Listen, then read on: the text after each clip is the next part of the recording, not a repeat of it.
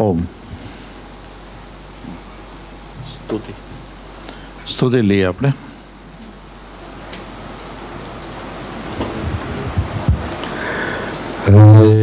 હરિહંતો ભગવંત ઇન્દ્રમહિતા સેતાશ્ચ સિદ્ધે સ્થિતા આચાર્ય જેન શાસનો ઉન્નતિ કરા પૂજ્યા ઉપાધ્યાયકા શ્રી સિદ્ધાંત સુપાઠકા મુનિવરા રત્નત્રયારાધકા પંચૈતે પરમેષ્ઠિનઃ પ્રતેતનં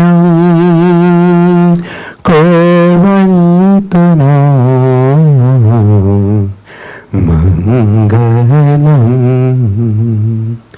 કુર્વન્તુ નો મંગલમ.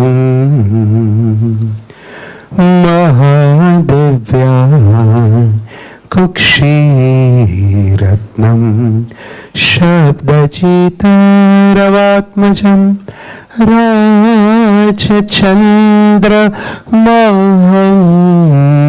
વંદે તત્વલોચન દાયકમ પ્રભુતત્વલોચન દાયકમ અજ્ઞાન તિમિરાંધાનાં જ્ઞાનાંજન શલાકયા નેત્રમન્મિલિतं યેન તસ્મૈ શ્રી ગુરવે નમઃ. તસ્મૈ શ્રી ગુરવે નમઃ.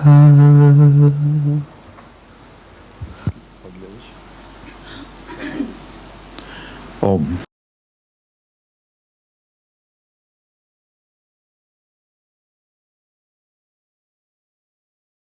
અહીંયા મંદિરમાં બિરાજમાન પાર્શ્વનાથ પ્રભુને વંદન કરીશું. પરમ કૃપાળુ દેવ શ્રીમદ રાજચંદ્રજીને વંદન. પરમ પૂજ્ય બાપુજી અને પૂજ્ય ગુરુમાને પણ વંદન. અને આપ સર્વે યુવા એની સાથે સાથે બધા મોટા મુમુક્ષો બધા જેટલા અહીંયા હાજર છે એ બધાને આત્મભાવે વંદન. ઘણા વખત પછી આ યુવા સ્વાધ્યાય આવી રીતે આપણે થઈ રહ્યો છે.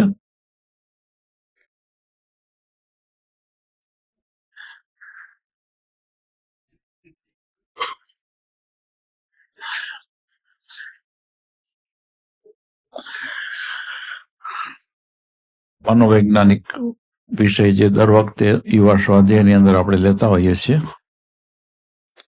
તો આમ કિમિયાગરની કલા, કિમિયાગર એની કલા,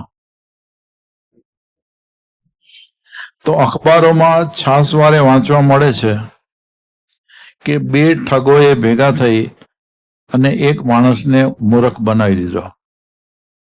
આપણે બનાવ્યા હશે ને ઘણાને, અને આપણને કોઈ બનાવ્યા હશે. એકના ડબલ કરી આપવાની લાલચમાં માણસના હજારો રૂપિયા લૂંટાઈ જાય છે. સસ્તું સોનું લેવા જનારાઓ સાચા સોનાને બદલે ખોટું પિત્તળ પણ નથી પામતા. અચાનક પૈસાદાર થઈ જવાની લાયમાં માણસો પોતાના પસીનાના પૈસા પણ ગુમાવી દે છે.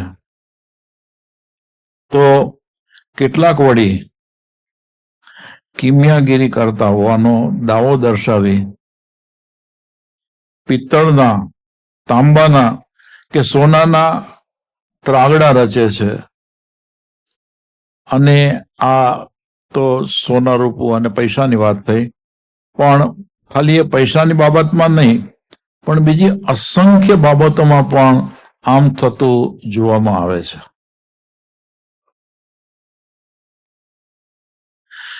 મારા એક મિત્રને મેં કહ્યું કે લોકો એકવાર છેતરાય કે વેતરાય એ તો હું સમજી શકું છું, પણ વારંવાર કેમ છેતરાતા અને વેતરાતા હશે એ મનમાં ઉતરતું નથી.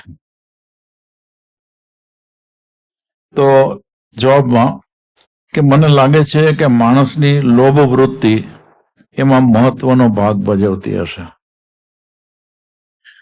પણ ખોટો અનુભવ થયા પછી પણ એ વૃત્તિ છૂટે નહીં. આમ સવાલ પૂછ્યો, એનું નામ જ લોભ. તો જ માણસ પિત્તળમાં સોનાની કલ્પના કરી શકે ને. અનાદિકાળથી માણસો સામાન્ય ધાતુમાંથી સોનું બનાવવાનો પ્રયત્ન કરતા રહ્યા છે. આ પ્રયત્ન તો મને એમ છે કે આ 100-200 વર્ષ પહેલાની વાત નથી, પણ અનાદિકાળથી ચાલે છે ધાતુમાંથી સોનું બનાવવું. પણ હજી સુધી સફળ નથી થયા. જો કે ગૂઢ વિદ્યા અને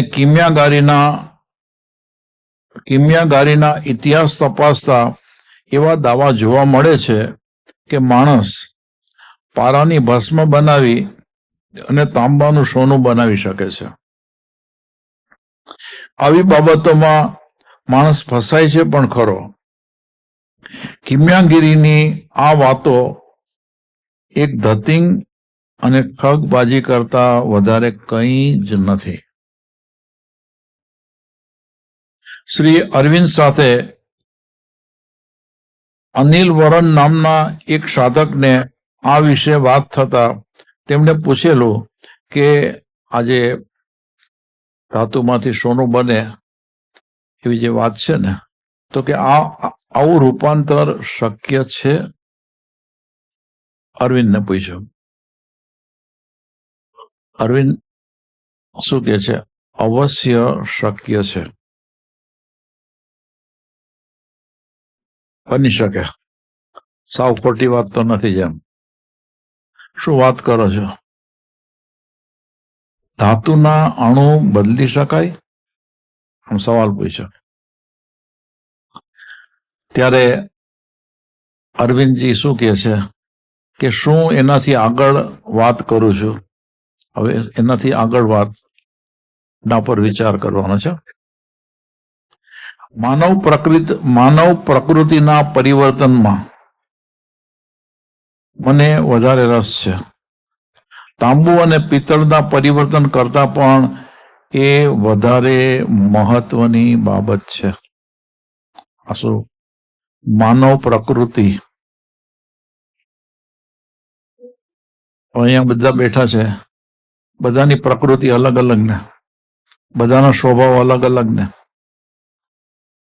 તો એ બધી પ્રકૃતિ, કોઈનામાં ક્રોધ હોય, કોઈનામાં માન, કોઈમાં માયા, કોઈમાં લોભ, કોઈમાં તૃષ્ણા, કોઈમાં કામના, આવી કેટલી જાતની એની પ્રકૃતિની અંદર મુશ્કેલીઓ રહેલી હોય.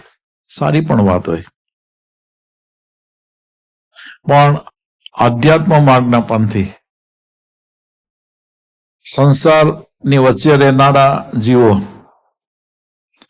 જન્મથી આપણો ઉછેર સંસારની વચ્ચે થયો અને જે પ્રકૃતિ આપણને જન્મથી પ્રાપ્ત થઈ એ પ્રકૃતિને આપણે હટાવવી કેટલી મુશ્કેલ છે.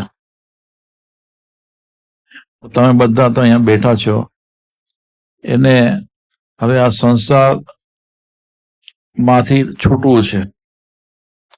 એટલે કે જન્મ ન જોઈએ, મરણ પણ ન જોઈએ.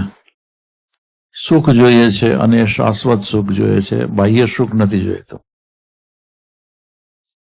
તો એ માનવ પ્રકૃતિનું પરિવર્તન, આ પરિવર્તન જોઈશે.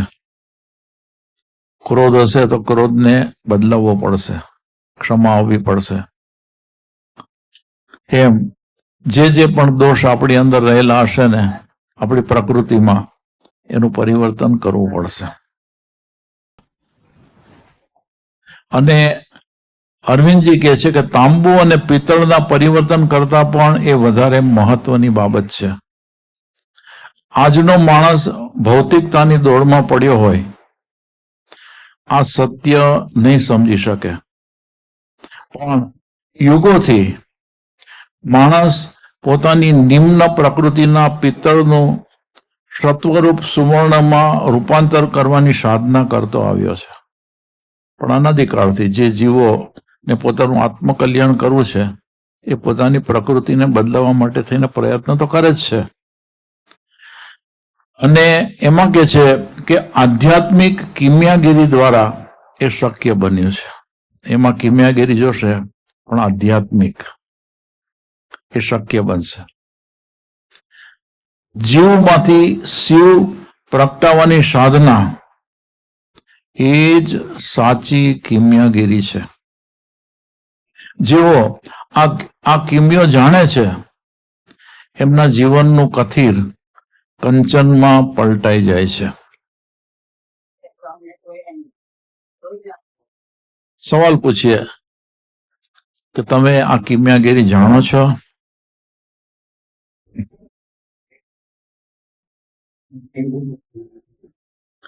જો એ જાણતા હો તો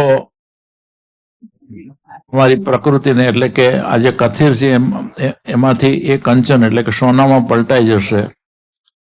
એટલે કે તમારી પ્રકૃતિ કે જેમાંથી જીવમાંથી શિવ બની જશે. આપણી પરિકથાઓ અને લોકકથાઓમાં પારસનો ઉલ્લેખ આવે છે.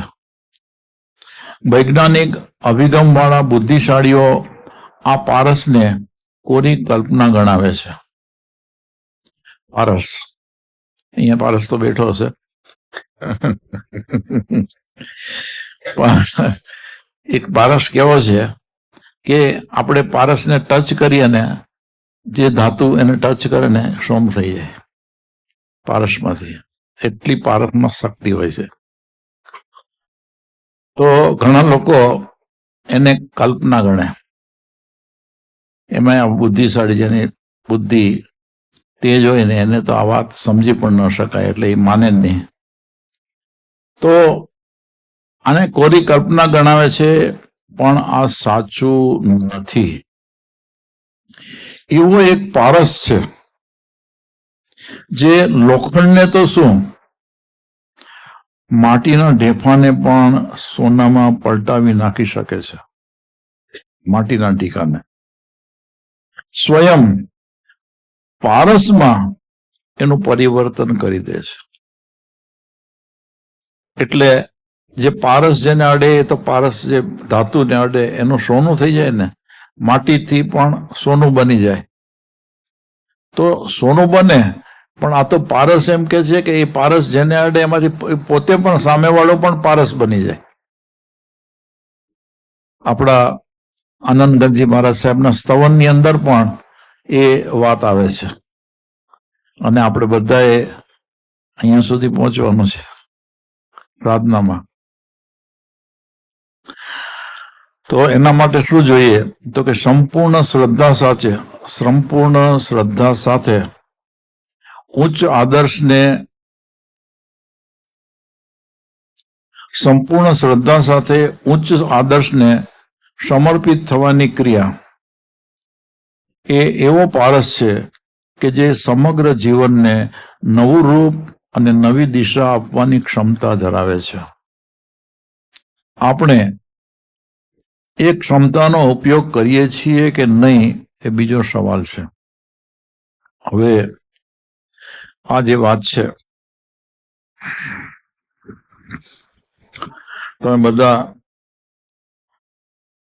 મોક્ષ છો ને, સમર્પિત થયેલા છે ને, બધાએ સમર્પિત ભાવ કરેલો છે ને, મોટા ભાગના અહીંયા જે છે એ. તો કોને સમર્પિત થયા? તો કે દેવ અને ગુરુને. આમ તો દેવ, ગુરુ અને ધર્મ પ્રત્યેની શ્રદ્ધા. તો આ જે શ્રદ્ધા છે, જ્ઞાની પુરુષને સમર્પિત થવા માટેની જે શ્રદ્ધા છે, એ સંપૂર્ણ શ્રદ્ધા અને એની સાથે ઉચ્ચ આદર્શો, એ સમર્પિત થવા અને એને સમર્પિત થવું, આ ક્રિયા એ એવો પારસ છે જે સમગ્ર જીવનને નવું રૂપ અને નવી દિશા આપવાની ક્ષમતા ધરાવે છે. પણ બધા શા માટે સમર્પિત થયા? તો કે તમારું આખું જીવન પલટાઈ જાય, સંપૂર્ણપણે એની અંદર પરિવર્તન આવી જાય. અને એ પરિવર્તનની અંદર કદાચ થોડું થોડું આવ્યું હશે કે આ માર્ગ ગ્રહણ કર્યા પછી હું પેલા બહુ ક્રોધ કરતો હતો, પણ ક્રોધ થોડો ઓછો થયો છે. કંઈક બીજી બધી વાત, બીજા બધા જે દૂષણો નાના મોટા હોય તો એમ લાગે કે ભાઈ મારે આની અંદર ફરક પડ્યો છે. એમ જે જીવ ખરેખર સાચી શ્રદ્ધા ધરાવતો હોય અને આજ્ઞાનું આરાધન નિષ્ઠાપૂર્વક કરતો હોય ને, એના જીવનની અંદર પરિવર્તન આવે છે.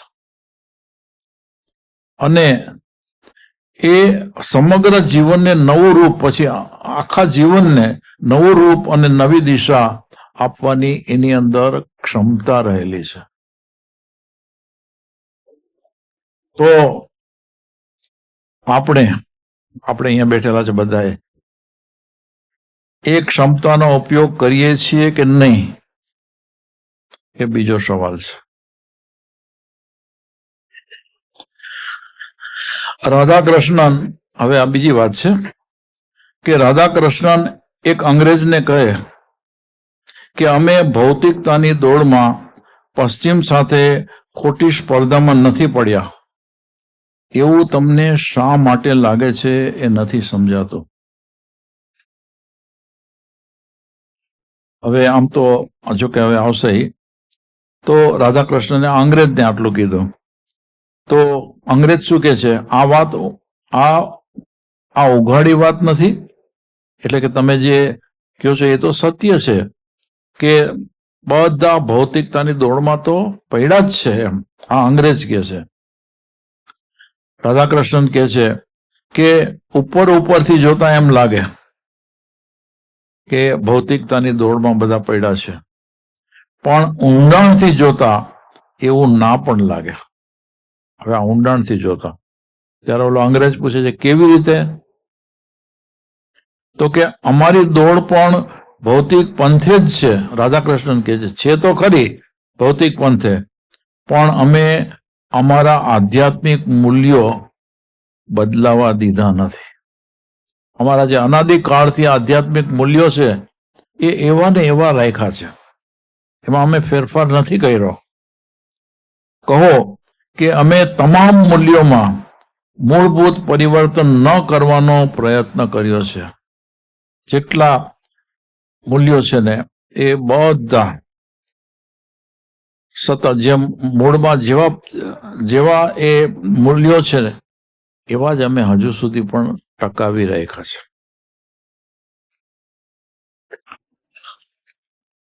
તો આમ ગણીએ તો રાધાકૃષ્ણને એટલી વાત પણ કબૂલ તો કરી કે ભૌતિક દોડમાં તો અમે પડેલા છીએ, પણ સાથે સાથે અમે અમારા આધ્યાત્મિક મૂલ્યોને પણ જાળવી રાખ્યા છે.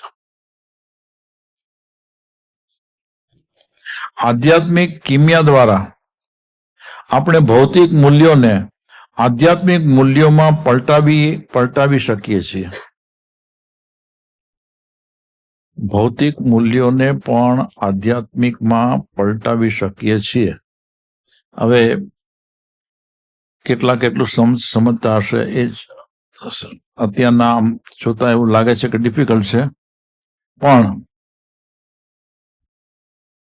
આપણે બધા સંસારની વચ્ચે રહેલા છીએ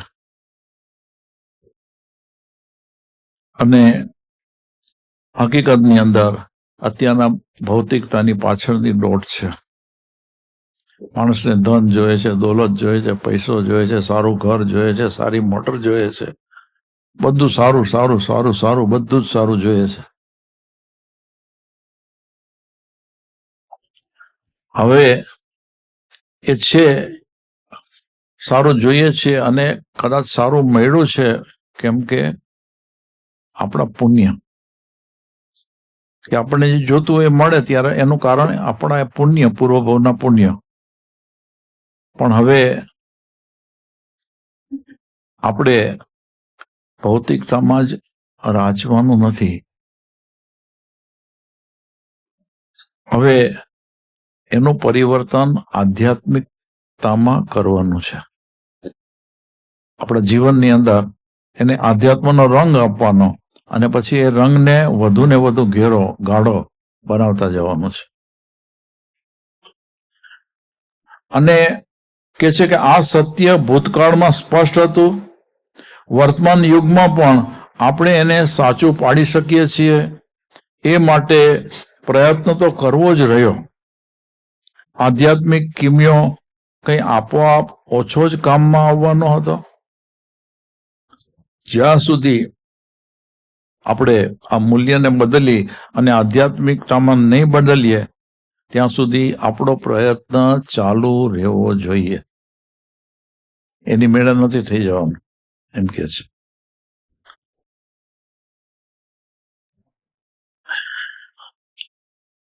હવે બીજી વાત આવે છે કે ક્લોરોફિલ એટલે કે વનસ્પતિને લીલાશ આપનારો ગુડ ગણાયેલો પદાર્થ, એને ક્લોરોફિલ કહે છે. આ આપણે જોઈએ કોઈ પણ ઝાડને આપણે જોઈએ તો કેટલા લીલાછમ લાગતા હોય, ગ્રીન ગ્રીન ગ્રીન, અને આમ બરાબર ઝાડનું પોષણ થતું હોય તો એ ગ્રીન કલર પણ કેટલો સુંદર લાગે.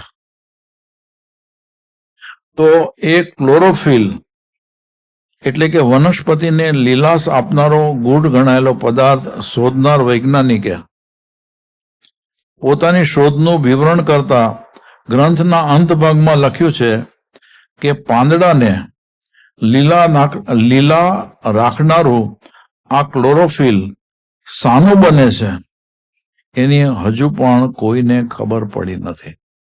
અત્યાર સુધી વર્તમાનમાં અત્યાર સુધી આટલી બધી શોધો થઈ પણ હજી સુધી આ બાબતનો રહસ્ય કોઈ ઉકેલી શક્યું નથી.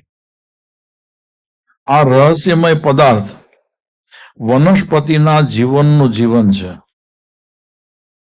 એમાં વળી વિચિત્ર લાગે એવી વાત છે કે સૂર્યના કિરણો આ લીલા તત્વનું સર્જન અને સંવર્ધન કરવામાં ખૂબ જ મહત્વનો ભાગ ભજવે છે. સૂર્યનું કિરણ લાગવું જોઈએ તો આમ એકદમ ગ્રીન ગ્રીન લીલાછમ આપણને ઝાડ પણ લાગે. તો હવે આ સૂર્યના કિરણથી આ થાય છે. તો કે સૂર્યનો પ્રકાશ અણુમાં પ્રવેશી જાય અને સૌંદર્યનું સર્જન કેવી રીતે કરે છે એની શોધ છેલ્લા 100 વર્ષથી ચાલી રહી છે. આ પ્રક્રિયાના રહસ્યની ઝાઝી ગતાગમ તો હજુ લાગી નથી પડી, એટલે કે હજુ એની ગતાગમ જીવને પ્રાપ્ત નથી થઈ, પણ એટલું નક્કી થયું છે કે કોઈ અજબ રીતે એક જ પ્રકાશ કેરીની લીલાશ, લાલાશ અને પીળાશ આપે છે. એક જ પ્રકાશ. કેરી હોય પેલા લીલી હોય, ગ્રીન હોય, પછી લાલ અને પછી પીળી થાય, પાકી જાય એટલે એ બરાબર એને પ્રકાશ લાગે ત્યારે આ આખી પ્રક્રિયા ચાલે છે. અને આપણે તો નાનપણથી જ કેરી ખાવાને ટેવાયેલા છીએ અને એમાં જો પાકી કેરી હોય ને એની મીઠાશ આવતી હોય તો વધુ ગમે. ઘણાને ખાટી કેરી ફાવે, વિવિધ રંગના પુષ્પોવાળા એક બાગમાં જઈ અને મેં ઘણીવાર આ સૂર્ય કિરણોના સ્પર્શના પરિણામનો ઊંડો અભ્યાસ કર્યો છે. જેટલી વાર હું ત્યાં ગયો છું એટલી વાર મને આશ્ચર્યનો અનુભવ થયો છે કે હજારો લાખો માઇલ દૂર રહેલો સૂર્ય પોતાના એક અદના કિરણના સ્પર્શથી વનસ્પતિના પાન, પુષ્પ અને ફળોમાં કેવા ફેરફાર કરે છે. તો આપણું ભૌતિક શરીર, આ શરીર આપણે ધારણ કર્યું છે, એ શરીર એ દિવ્યતાનું માધ્યમ બની શકે છે, તે પણ આવા જ કોઈ કારણે કેમ નહીં હોય. તો અત્યારના આપણું જે આ શરીર છે એમાં અજ્ઞાન છે, અને અજ્ઞાન છે એટલે શરીરમાં મારાપણાનો ભાવ છે. એટલે આપણે બધા, એટલે કે જ્યાં અજ્ઞાન છે ત્યાં બધા વિભાવ ભાવમાં છે, પોતે પોતાની જાતને ઓળખતા નથી. શરીર એ જ હું એવી માન્યતા છે. એ ભૌતિક શરીરની અંદર દિવ્ય આત્મા, આપણો આત્મા કે જે આપણું પોતાનું જ સ્વરૂપ છે, એની અંદર રહેલો છે. અને આપણે આ માર્ગ એટલા માટે જ ગ્રહણ કર્યો છે કે એ દિવ્ય આત્માની ઓળખાણ કરવી. તો આપણું ભૌતિક શરીર દિવ્યતાનું માધ્યમ બની શકે છે, તે પણ આવા જ કોઈ કારણે કેમ નહીં હોય. હવે આ આટલી વાત છે ને, એમાં આમ જેમ જેમ આપણે ઊંડાણથી વિચારતા જઈએ ને એમ એમ વિચાર શક્તિ જોઈએ, ત્યારે આપણને આ આખી રચના કેવી અદ્ભુત છે એનો ખ્યાલ આવે. અને હકીકતની અંદર તમારા બધાનો પ્રયત્ન તો આ જ છે. તમે જાણતા હો કે ન જાણતા હો, પણ તમને શ્રદ્ધા છે ને માર્ગમાં, અને શ્રદ્ધાથી તમે આજ્ઞાનું આરાધન પણ નિષ્ઠાથી કરો છો, તો આ પ્રક્રિયા તમે કરી જ રહ્યા છો. બીજી રીતે કહીએ તો આ પ્રક્રિયા તમે સાધી રહ્યા છો.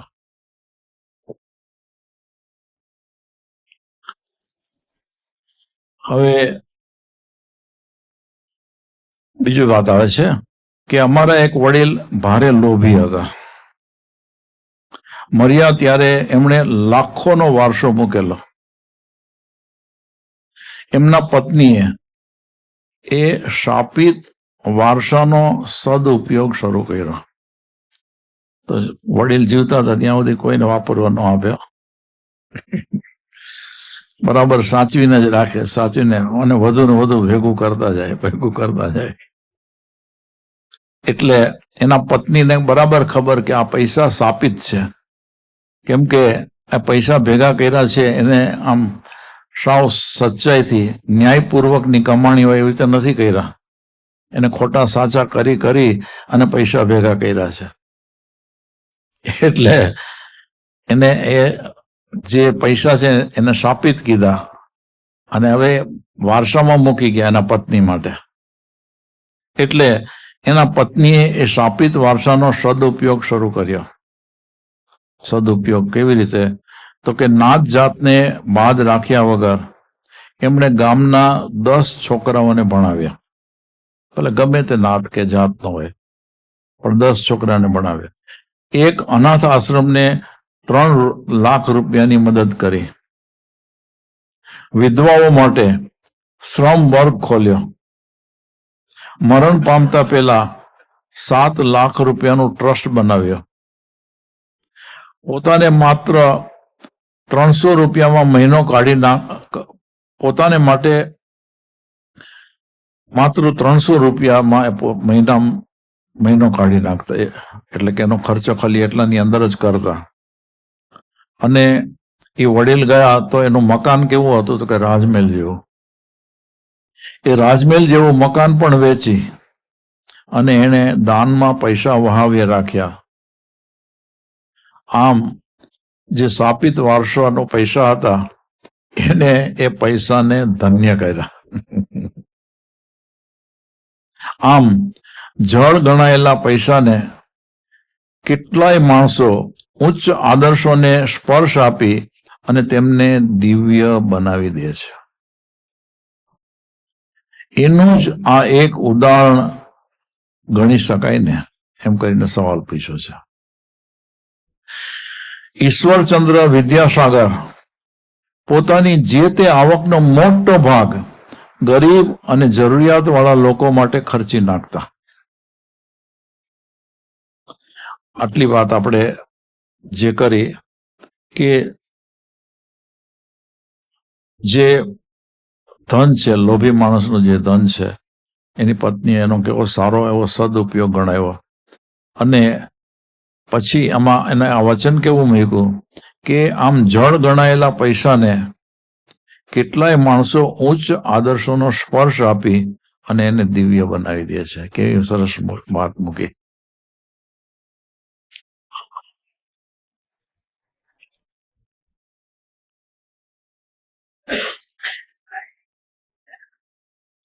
હવે આ જે લેખક છે ને એના એક મિત્ર વકીલ હતા. તો એ વકીલ મિત્ર કહે કે તમે તો સાવ લાગણી વેડા વાળા છો. તો આ લેખક શું કે છે, એમાં તમને શું? મને તમારા માટે લાગણી છે એટલે આવી ચિંતા કરું છું કે.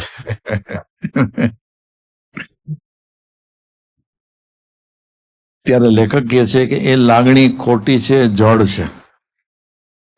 તમે તમારી દ્રષ્ટિથી મારા કર્તવ્યોને માપવા જાઓ છો, તમને મારી રસમ સમજાશે નહીં. તો શું તમે કોઈ કિમિયો કરો છો?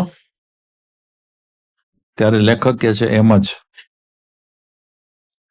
લાગણીને નિષ્કામ બનાવવાના આ કિમિયા દ્વારા આપણા આખા લાગણી તંત્રને આપણે દિવ્ય બનાવી શકીએ છીએ, એ મને સમજાઈ ગયું છે.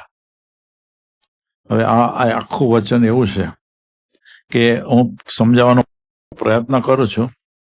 આ જીવનની અંદર આ ઉતારવા જેવી વાત છે, બહુ મહત્વની વાત છે. કેમ કે આમ હકીકતની અંદર સંસારની અંદર બધા એકબીજાની લાગણીથી સંબંધ પોતાના નિભાવતા હોય છે. અને જ્યાં એકબીજા પ્રત્યે સાચી લાગણી છે ત્યાં એ લોકોનું જીવન પણ સરસ હોય છે, સારું હોય છે. બરાબર ને? લાગણી ન હોય તો કેવું લાગે? પણ લાગણી છે અને કામના છે કે ભાઈ પતિ છે એ ઓફિસે જાય છે ત્યારે કે તમે આજે પગાર લાવો ને તો મારા માટે સાડી લાવજો. વળી કોઈ બીજી પત્ની એમ કહે કે તમને આજે બોનસ મળવાનું છે ને તો મને સોનાની ચેન લાવી આપજો. હવે પતિ અને પત્ની વચ્ચેનો સંબંધ તો લાગણી વાળો કહેવાય ને. પણ એ લાગણીમાં કામના છે કે મને સાડી જોઈએ છે, મને ઘરેણા જોઈએ છે, મને આ જોઈએ છે, મને આ જોઈએ છે, મને આ જોઈએ છે. કે છે એ લાગણીને નિષ્કામ બનાવી દો. એમાં કોઈ કામના ન હોવી જોઈએ, નિષ્કામ. તો લાગણીને નિષ્કામ બનાવવાના આ કિમિયા દ્વારા આપણા આખા લાગણી તંત્રને આપણે દિવ્ય બનાવી શકીએ, આખા તંત્રને. અને આ લેખક કે છે એ મને સમજાઈ ગયું છે. આપણને એ ક્યારે સમજાશે એમ કરીને સવાલ મૂક્યો. માણસ મૂળભૂત રીતે સ્વાર્થી છે. એને પોતાની લાગણીઓ પણ સ્વાર્થમાં જ ઉપયોગમાં લેવાની ગમે છે. એને ખબર નથી કે પોતે કેવી શક્યતાઓની સોનાની ખાણ પોતાના પથ્થરો નીચે દબાવીને બેઠો છે. હવે આ પણ એક બહુ જ હવે જે આવશે ને બહુ મહત્વની વાત છે, કેમ કે આ લાગણીને, નિષ્કામ લાગણીને એ બધું જ પહેલા તો સમજાવવું જોઈએ. અને પછી કહે છે કે આ બધું આપણને ક્યારે સમજાશે, અને જ્યાં સુધી માણસની અંદર સ્વાર્થ બેઠેલો છે ને ત્યાં સુધી એને આ સમજાય જેવું મુશ્કેલ છે. એટલે જ બધા સંસારી જીવોને આ જે લાગણી છે એનો સ્વાર્થમાં જ ઉપયોગ કરતા હોય છે બધા. પણ એને ખબર નથી કે પોતે કેવી શક્યતાઓની સોનાની ખાણ પોતાના પથ્થર નીચે દબાવીને બેઠો છે. આપણી અંદર જ આ સોનાની ખાણ છે, પણ આપણે સ્વાર્થમાં એને દબાવીને બેઠા છીએ. આ પાછા સામાન્ય માણસને ખબર નથી. આ પ્રેક્ટિકલ બધાને સ્પર્શે એવી વાત છે. હિમાલયવાસી સ્વામી રામે જ્યારે નવા આશ્રમ માટે જમીન ખરીદી, હવે જે આ વાત લખીને કે એને ખબર નથી કે શક્યતાઓની સોનાની ખાણ પોતાના પથ્થરો નીચે દબાવીને બેઠો છે, આમ જે લખ્યું. હવે આના અનુસંધાનમાં એક દાખલો છે કે હિમાલયવાસી સ્વામી રામ કે જ્યારે નવા આશ્રમ માટે જમીન ખરીદી ત્યારે ત્યાં પાણીની વ્યવસ્થા જ નહોતી. સ્વામીજીએ એક પથ્થર હટાવ્યો, ત્યાં તો પાણીનો ધોધ નીકળી પડ્યો. સ્વામી કહે, હવે સ્વામી શું કહે છે? બસ આવું જ માણસનું છે. બધા માણસનું આવું છે કે પોતાની જે બધી શક્યતાની સોનાની ખાણ છે ને એ આ પથ્થર નીચે દબાવીને બેઠો છે. આમ પથ્થરને આમ કાઢ્યો કે પાણી નીકળી પડ્યું. અહીં પાણી તો ભરપૂર હતું પણ અદ્રશ્ય હતું. તમે ક્યારેય ઉપયોગ ના કર્યો હોય. હવે આ મૂળ વાત ઉપર આપણે આવીએ કે તમે ક્યારે પણ ઉપયોગ ના કર્યો હોય એવો આધ્યાત્મિક સ્ત્રોત્ર તમારી અંદર વહે છે. બસ માત્ર જડવાની અને અજ્ઞાનના પથ્થરને હટાવવાની જરૂરત છે.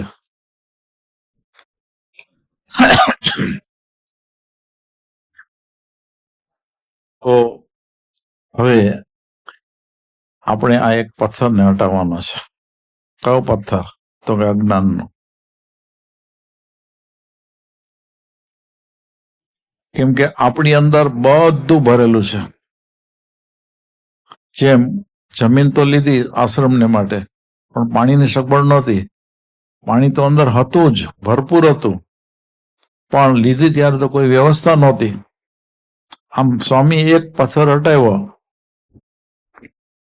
એ અંદરથી પાણીનો ધોધ વહેવા માંડ્યો, એટલું બધું પાણી નીકળ્યું.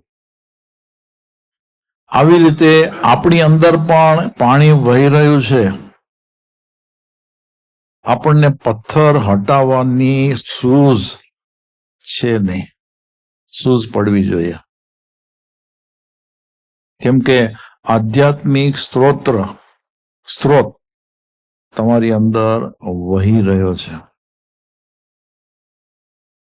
એટલે માત્ર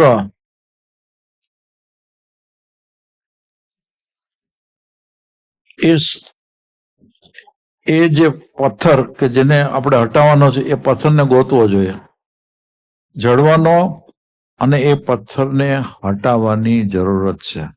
આ તમારી સાધના છે.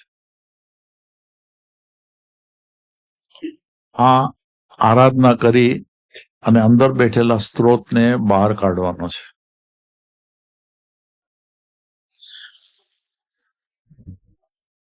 ત્યારે આજે આ વાત સાંભળી રહ્યો છે કે છે કે આ ભારે વાતોમાં અમને ખબર ન પડે. આપે ચમત્કાર કર્યો એ જ અમને તો મહત્વનું લાગે છે, એમ એક શિષ્યએ કહ્યું. તો આમ બધાને એમ જ લાગે ને કે પથ્થર હટાવ્યો એટલે કેવો ચમત્કાર કર્યો કે પાણી નીકળ્યું. આમ પાણી હતું જ નહીં, એમ લાગતું હતું કે આમાં પાણી વગરની જમીન છે. એટલે હવે એનું રહસ્ય અમને કીધું, ગૂઢ રહસ્ય કીધું, પણ કે અમને એમાં કઈ ખબર ન પડે. અમને એટલી જ ખબર પડી કે તમે ચમત્કાર કર્યો ને પાણી આવ્યું. આગલો આ ચમત્કાર નથી, અને કદાચ ચમત્કાર હોય તો પણ શું, જે પાણી તમે આ રીતે નીકળતું જોયું એ કોદાળી વડે કૂવો ખોદવાથી પણ મળી શકે છે.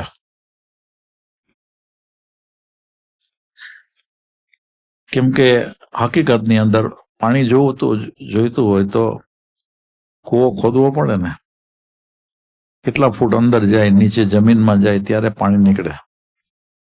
તો આ ખાલી આમ એક પથ્થરને હટાવ્યો ને પાણી મળ્યું, અને છતાંય પાણી જ જો જોઈતું હોય તો કૂવો ખોદવો પડે અને એના માટે મહેનત કરવી પડે ને. તો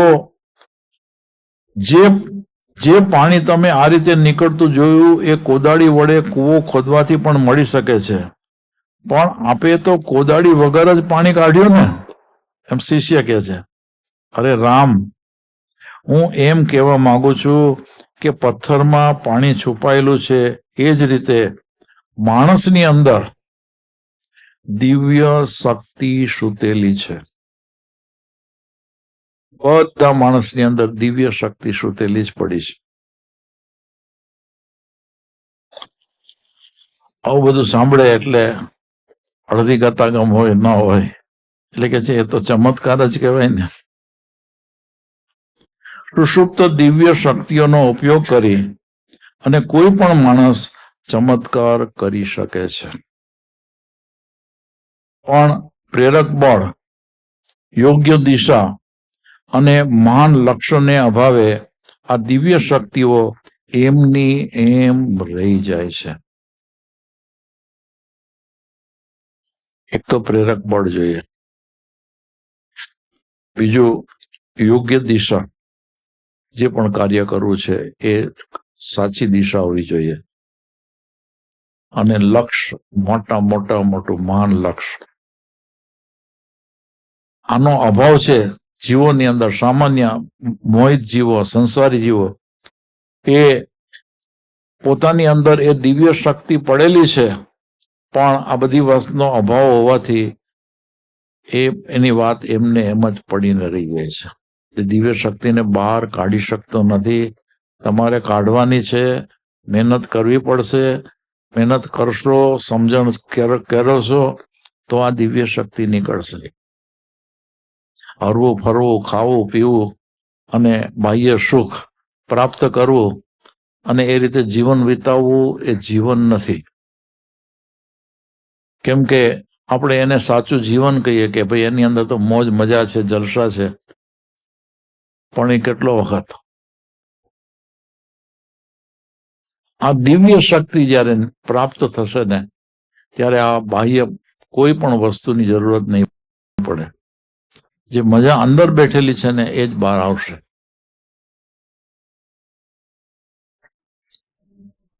ત્યારે આગળ કે છે, પણ આપણે તો બહારના પથ્થર તરફ જોયા કરીએ છીએ. એ પથ્થરની પાછળ દિવ્ય સ્ત્રોત છે એનો આપણને ખ્યાલ નથી. કોઈ ખ્યાલ આપે તો પણ આપણે એ લક્ષી પુરુષાર્થ કરતા નથી. ખ્યાલ આપે કે ભાઈ આમ કરવું જોઈએ, પણ પુરુષાર્થ નથી કરતો. પાણી માટે એક જ જગ્યાએ કૂવો ખોદવાને બદલે ઠેર ઠેર ખોદકામ કરતા ખેડૂતના જેવી આપણી દશા થઈ છે. થોડુંક ખોદ્યું ને પાણી ન મળ્યું એટલે બીજી જગ્યાએ ખોદ્યું, ત્યાંથી પાણી ન મળ્યું તો ત્રીજી જગ્યાએ ખોદ્યું. પણ જ્યાંથી ખોદવાની શરૂઆત કરી એમ બધો ને બધો ઊંડો જાય તો પાણી મળે ને. બીજું, ખંતનો અભાવ. બધી ખંત જોઈએ, પુરુષાર્થ જોઈએ, મહેનત જોઈએ, એનો અભાવ. આ પૈસા મળતા હોય તો બધું ખંત કરીએ અને બધું કરીએ. એના માટે રાત દિવસ મહેનત કરીએ, પણ હકીકતની અંદર જે દિવ્ય વસ્તુ છે એના માટે જીવ મહેનત નથી કરતો. એક જ બાબતને વળગી રહી લીન થતા આપણને આવડતું જ નથી. એક જ બાબતને વળગી રહી અને લીન થતા આપણને આવડતું નથી. આજ્ઞા થઈ કે ભાઈ તમે આટલી આટલી વસ્તુ દરરોજ કરો અને બરાબર એમાં એકાગ્ર બનીને એના જે પણ કરતા હોય એની પૂરી સમજણ કેળવીને જો આપણે કરીએ અને એ વખતે આપણા મનને બીજે ક્યાંય જવા ન દઈએ અને આપણે જે આજ્ઞાપૂર્વકના કર્મ કરતા હોય એની અંદર જ એકાગ્ર રહીએ ને, તો જે આપણે મહિનાઓથી વર્ષોથી કરીએ છીએ ને એ ટૂંક સમયની અંદર થઈ જાય. પણ એ એક જ બાબત કે જે આજ્ઞા છે એને વળગી રહી અને લીન થતા આપણને આવડતું નથી. નાનો અવરોધ આવે તો આપણે થાકી જઈએ છીએ, અકળાઈ ઉઠીએ છીએ અને આપણે પોકળ વાતોમાં, ખોટા વિચારોમાં અને પાંગડા પ્રયત્નોમાં પોતાની શક્તિઓ વેડફી નાખીએ છીએ. આપણા શ્રેષ્ઠ સત્વને આહ્વાન આપે એવા ધ્યેય આપણી સામે હોતા જ નથી. જો આમ હોત તો આપણે હતા તેવાને તેવા જ રહી ગયા જ ન હોત. તો ખરેખર આપણે પેલા હતા એવા ને એવા જ રહેવું છે કે આપણું કલ્યાણ કરવું છે. પરમહંસ યોગાનંદ, હવે આ બીજી વાત આવે છે કે પરમહંસ યોગાનંદ નિયમિત રીતે પ્રાર્થના કરવાનો આગ્રહ રાખતા. આ નિયમિતતા આવી, પ્રાર્થનાની વાત કરી, એમ નિયમિત આજ્ઞાનું આરાધન કરવાની વાત પણ છે. તો આ પરમહંસ યોગાનંદ આવો આગ્રહ રાખતા. એમણે માઉન્ટ વોશિંગ્ટન ઉપર પહેલી વાર યોગ કેન્દ્ર શરૂ કર્યું અમેરિકામાં. ત્યારની આ વાત છે. એ વખતે ભગવતી દયા માતા એમની પાસે તૈયાર થતા હતા. એ કહે કે હું નિષ્કામ કર્મયોગમાં માનું છું. આનંદદાયક વાત છે એમ યોગાનંદે કીધું. ભગવતી માતા કે હું નિષ્કામ કર્મયોગમાં માનું છું. મોટી વાત કર્યો. તો યોગાનંદ કે છે આનંદની વાત છે, પણ મને મુશ્કેલીઓ નડે છે. પોતાના ઉપર આધાર રાખવાથી નડે છે. હવે આ થોડીક જરા જુદી રીતે વાત છે, પણ સમજવા જેવી વાત છે કે પોતાના ઉપર આધાર રાખવાથી નડે છે. પ્રેરણા માટે પરમાત્માના પ્રકાશ તરફ નિગાહ માંડવાથી આ પ્રશ્ન હલ થઈ જશે. ત્યારે યોગ માતા ભગવતી દયા માતા શું કે છે કે પ્રેરણા આના માટે હું શું કરું? તો કે આનો ઉકેલ મારા જવાબમાં જ આવી જાય છે. યોગાનંદ કે છે અંદરની કે બહારની કોઈ પણ પરિસ્થિતિને બદલવા માટે અને પ્રશ્નને ઉકેલવા માટે પરમાત્મા તરફ જ નિગાહ માંડવી જોઈએ. આપણા કોઈ પણ કાર્ય કરવા હોય ને તો બસ ભગવાન તરફ નજર કરી અને એ કાર્ય ઉપાડવા જોઈએ.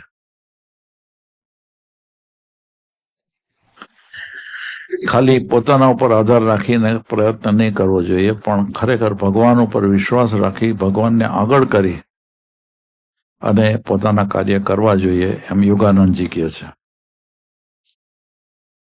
એક માણસ પ્રાર્થના કરતો કે હે પરમાત્મા, મને એવો રસ્તો બતાવો કે જેના દ્વારા હું દુનિયાને ઉપયોગી થઈ શકું અને મારો વિકાસ પણ સાધી શકું. આ ભગવાનને પ્રાર્થના કરે છે. એકવાર પ્રાર્થના પછીના ધ્યાન દરમિયાન એને અચાનક ઝબકારો થયો અને એણે પોતાના આંગણામાં દેખાતી લાલ માટી એના પર પ્રયોગ શરૂ કર્યો. એને પ્રેરણા થઈ અને એટલે જે આંગણામાં જ લાલ માટી હતી ને એના પર એને એક્સપેરિમેન્ટ ચાલુ કર્યા અને એ પ્રયોગ એને કર્યો અને એને એક મહત્વની દવા શોધી કાઢી, મેડિસિન કે જેને મહત્વની કીધી એ શોધી કાઢી માટીમાંથી. તમે તૈયારી બતાવશો. હવે આમાં શું છે, ભગવાનને તો આગળ રાખવા જ પડે ને, એના આધારની તો જરૂર પડવાની જ ને. એના અનુસંધાનની અંદર આ વાત છે. કેમ કે આ જે જીવની વાત છે કે પ્રાર્થના અને ધ્યાન કરતા આમ એને અંદરથી ઝબકારો થયો અને એ ઝબકારો થયો એટલે એને કંઈક પ્રયોગ કરવાની પ્રેરણા થઈ. એટલે એને આંગણાની લાલ માટી ઉપર પ્રયોગ શરૂ કર્યો અને દવાની શોધ થઈ ગઈ. તો તમે તૈયારી બતાવશો તો ભગવાન તમને રસ્તાની ધૂળનો પણ યોગ્ય ઉપયોગ બતાવશે. તૈયારી બતાવશો તો આપણી અંદર કામ કરતી દિવ્ય ચેતનાને સહારે આપણા માટે સર્વ કંઈ શક્ય બની જાય છે. આટલો આત્મવિશ્વાસ હોવો જોઈએ કે આપણી અંદર કામ કરતી દિવ્ય ચેતનાને સહારે આપણા માટે સર્વ કંઈ શક્ય બની જાય છે. પણ કમનસીબી એ છે કે આપણે એ ચેતનાને કામ કરવા જ નથી દેતા, એને કરવા જ નથી દેતા. તો હવે કે છે કે હવે બધાને માટે હવે સમય પાકી ગયો છે એમ માની અને નવો રસ્તો કેમ ન લઈએ, અથવા તો જે રસ્તો સાચો રસ્તો મળ્યો છે એનો ઉપયોગ કેમ ન કરીએ, એના ઉપર પુરુષાર્થ કેમ ન કરીએ.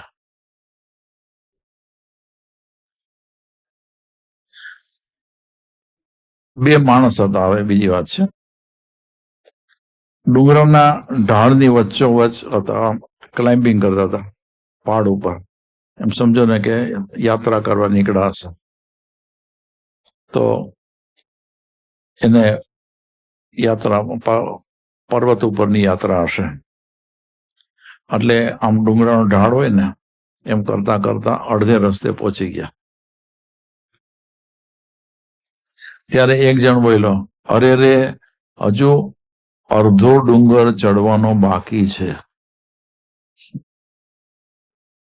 બીજો કહે કે આવું કેમ બોલે છે, આપણે અડધો ડુંગરો તો ચડી ગયા. તમને શું લાગે છે? બે માણસો છે, એક જ પરિસ્થિતિ છે, પણ એક કેવો સુખી છે અને બીજો કેવો દુઃખી છે. આપણા દ્રષ્ટિકોણ ઉપર બધો આધાર રાખે છે. હવે આની અંદર વાત આવી દ્રષ્ટિકોણની, એના ઉપર બધો આધાર રાખે છે. આ સત્ય આજે નહીં તો કાલે સમજ્યા વગર નહીં ચાલે. કોઈ પણ વસ્તુ કે વિગતને આપણે માત્ર ભૌતિક નજરે જોઈએ તો એ આપણને અમુક રૂપમાં દેખાય, પણ દ્રષ્ટિનો દોર બદલાઈ જતા એનું રૂપ બદલાઈ જ જવાનું.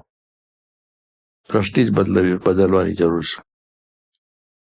આ સાધના છે ને, આપણે આખી આરાધના છે ને, એ દ્રષ્ટિ બદલવાની આરાધના છે. એ દ્રષ્ટિ બદલવી એટલે કેટલું કઠિન છે.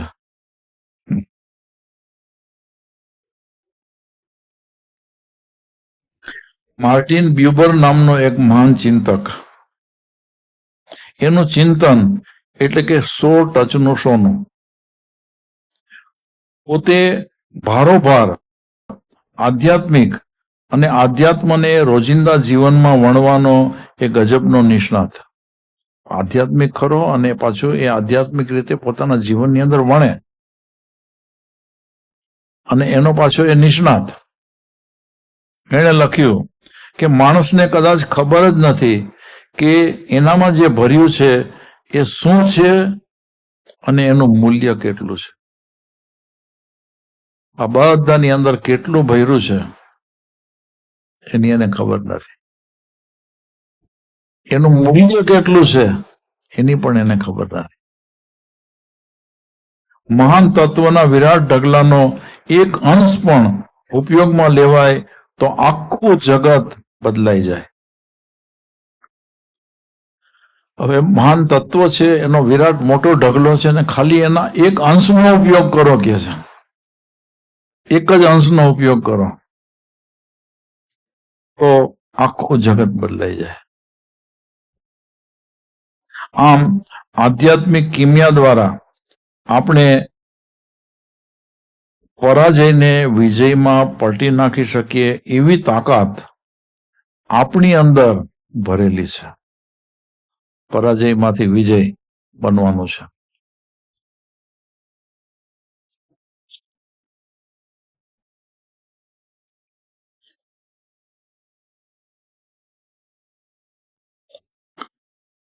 હવે પણ પરાજયમાંથી વિજય કરવાની વાત આવે છે, પણ એનો ઉપયોગ કરે છે કેટલા?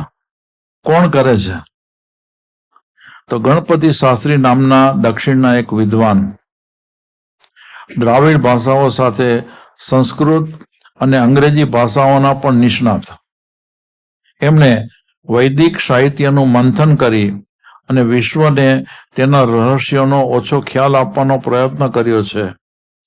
વેદની ઋચાઓમાં જીવનના કેવા રહસ્યો ગોપિત પડેલા છે એ વિશે એમણે સારો પ્રકાશ પાડ્યો છે.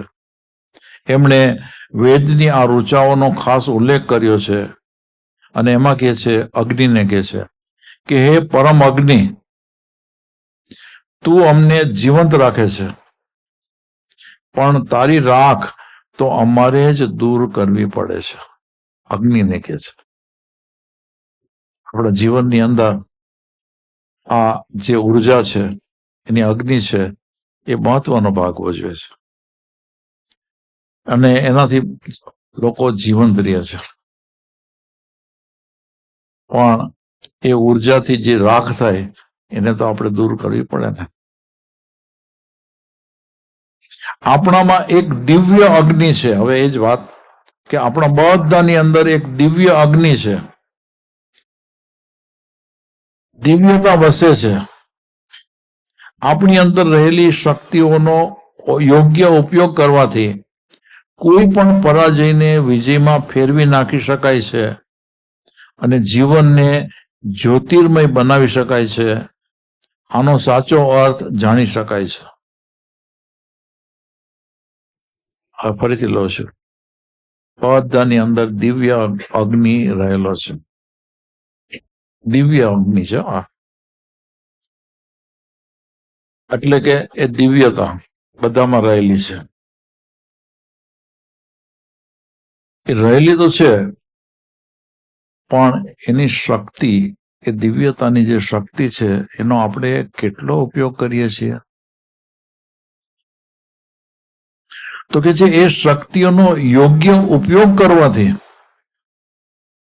કોઈ પણ પરાજયને વિજયમાં ફેરવી નાખી શકાય છે. જીવનને જ્યોતિર્મય બનાવી શકાય છે. આનો સાચો અર્થ જાણી શકાય છે. જેને આધ્યાત્મિક કિમિયાગીરી કહેવામાં આવે છે તે આ જ છે. આ આધ્યાત્મિક કિમિયાગીરી ને યાદ છે કે મૂળગત પરિવર્તન લાવવાનું અને એને માટે મૂળગત પરિવર્તન લાવવાનું એને માટે સાવ સરળ ગણાય. મૂળ પરિવર્તનનો પછી એના માટે બધું સહેલું ને સરળ થતું જાય.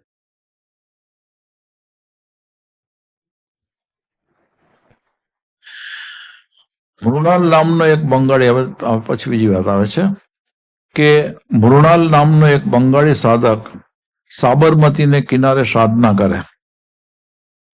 એ એકવાર મને પૂછે કે મને આટલા બધા સંઘર્ષ સતાવે છે કે આ બધું છોડીને ક્યાંક, અને આ સંઘર્ષ સતાવે છે એટલે આ બધું છોડી અને ક્યાંક ભાગી જવાનું મન થાય છે.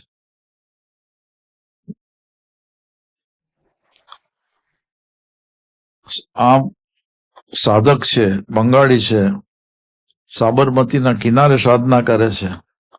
સાધના કર્યા કરે છે, દિવસોના દિવસો જતા જાય છે, અને જેમ જેમ સાધના કરે એમ એને સંઘર્ષો વચ્ચે આડા નડે, તકલીફો કરે છે. ત્યારે એને એમ થાય છે કે આ બધું છોડીને મને ક્યાંક ભાગી જવાની ઈચ્છા થાય. તો એને જવાબ આપે છે કે ભાગી જવાથી સંઘર્ષો નહીં આવે, તો ભાગી જશો તો આ સંઘર્ષ તમને પછી નહીં આવે. તો કે છે ના, આવશે તો ખરા. તો ખાલી પીલી હેરાન થવાનો અર્થ શું? સંઘર્ષનું પોતાનું આગવું મૂલ્ય હોય છે. જીવનની ઘણી બધી ઉપલબ્ધિઓ એના ઉપર આધારિત હોય છે. સંઘર્ષને આપણે આ નજરે જોવા જોઈએ. હવે આના ઉપર પાછો આપણે વિચાર કરશું, પણ હું થોડુંક લઈ લઉં. પણ મન માનતું નથી. હવે આ સાધક છે, થાકી ગયો છે સાધના કરીને. કેમ કે બધા સંઘર્ષ આવે. આમ શાંતિથી બેઠો હોય ત્યાં માખી આવે, ત્યાં મચ્છર આવે, વળી વરસાદ આવે, એમ કંઈક તકલીફો તો આવે. આ તો બાહ્ય તકલીફો થઈ, અને આંતરિક રીતે પણ કઈ ને કઈ મુશ્કેલીઓ આવ્યા કરે. કંટાળો આવે, આ થાય, તે થાય, બીજું થાય, ત્રીજું થાય.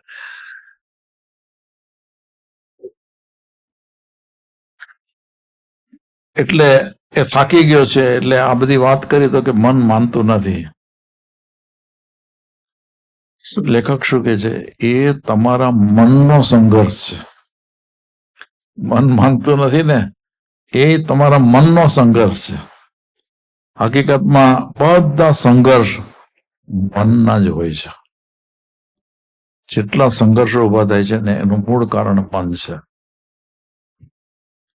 આ પૃથ્થકરણ ઉપયોગી ન થાય, ઉપયોગી ના બનાવીએ તો ના થાય.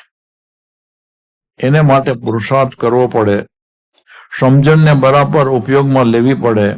તો ગમે તેવી માનસિક તંગદિલી અને સંઘર્ષનો ઉપયોગ કરી અને વિજયનું મહાલય ચણી શકાય.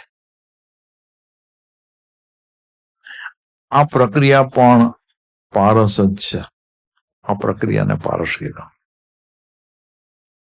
મારો નિયમ તો આટલો છે કે તમે જેના દ્વારા સુભગ પરિવર્તન લાવી શકો એ બધા જ પારસમણી છે, અને એ બધા કિમિયા છે.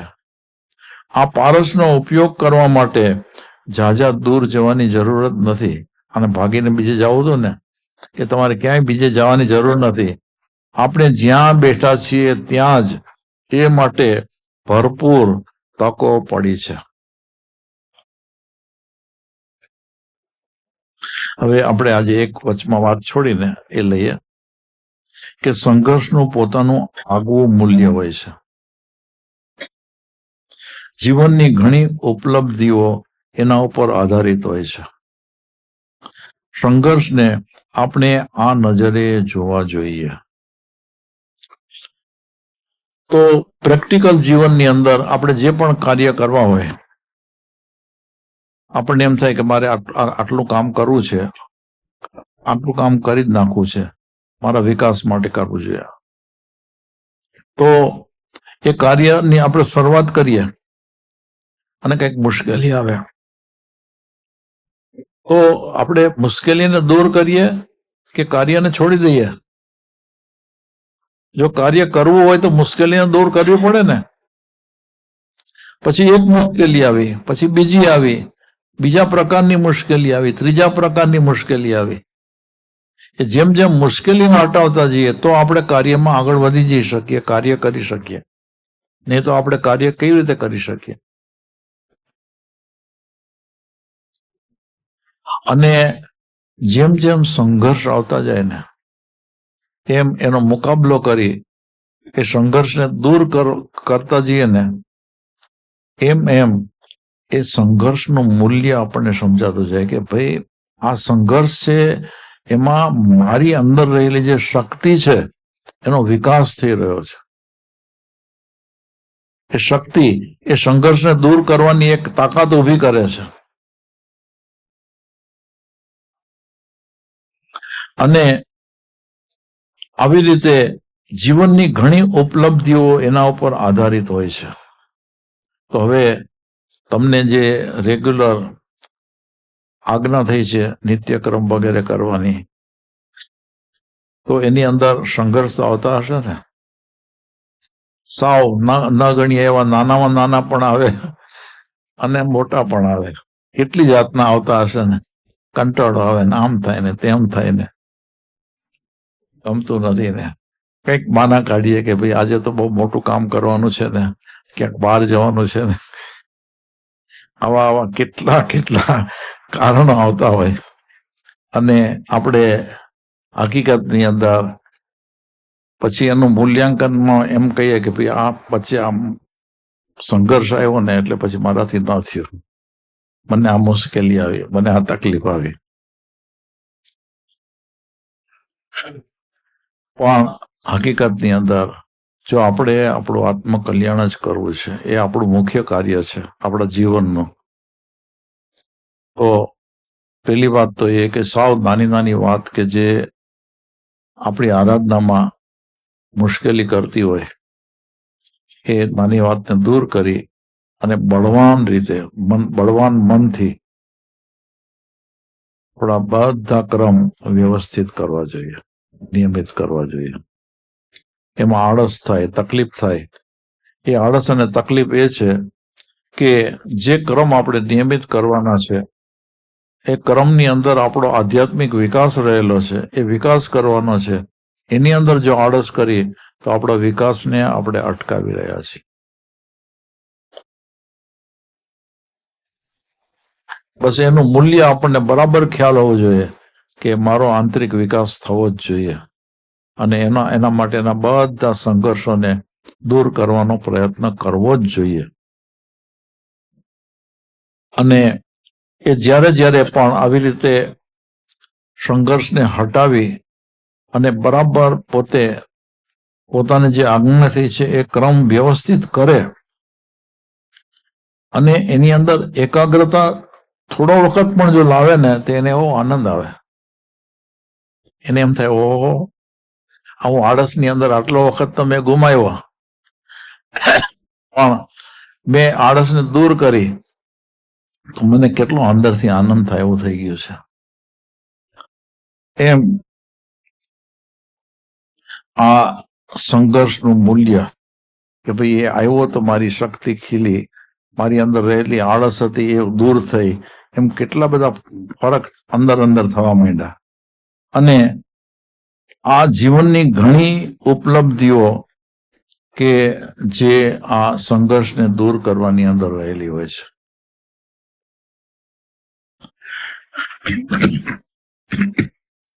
માટે આપણે આ દ્રષ્ટિથી બધા સંઘર્ષને જોવાના છે. આ દ્રષ્ટિથી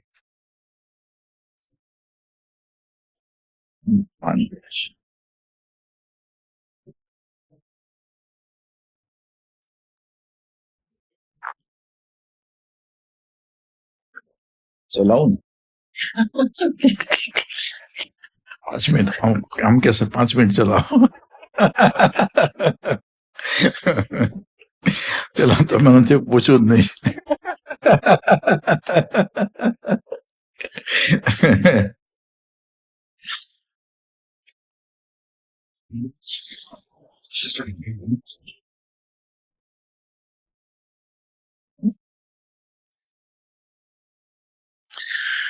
સ્વામી વિવેકાનંદની વાત છે. આમ તો લગભગ બધા એના નામથી પરિચિત હશે, ઘણાએ થોડો ઘણો એનો અભ્યાસ પણ કરેલો હશે અને એની શક્તિ, એની મક્કમતા વગેરેથી પણ બધા પરિચિત હશે. તો સ્વામી વિવેકાનંદે મદ્રાસમાં પોતાની વિદેશ યાત્રાના અનુભવો કહેલા. એ સાંભળીને યજમાન કહે કે આપણી જગ્યાએ અમે હોઈએ તો વિદેશ જવાની હિંમત જ ન કરીએ, અને જઈએ તો હારી થાકી અને લીલા તોરણે પાછા આવતા રહી.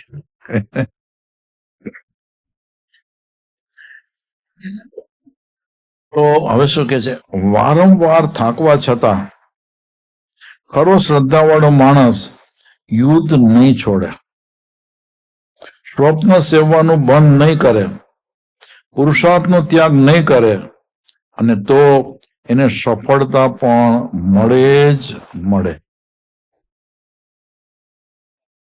બસ આ પરદેશની વાત આવી, પણ આપણે જે કોઈ પણ કાર્ય આપણે હાથમાં લીધા હોય અને એમાં થાકી જઈએ, પણ એ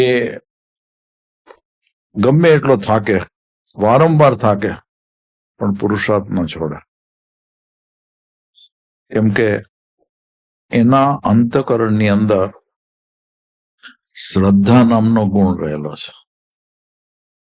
એટલે શ્રદ્ધાવાળો માણસ છે ને, એનો પુરુષાર્થ અને યુદ્ધ શબ્દ વાપર્યો છે એ છોડે નહીં. પોતાનું સ્વપ્ન કે જેને પોતે જે કાર્ય શરૂ કર્યું અને જે સાધવાનું છે, એનું જે એનું સ્વપ્ન છે એને પણ ન છોડે. અને પુરુષાર્થ એનો તો ત્યાગ કરે જ નહીં. જો જીવ આ રીતે કરે તો એને કે છે કે સફળતા મળે મળે અને મળે જ, સફળતાની પ્રાપ્તિ થાય જ.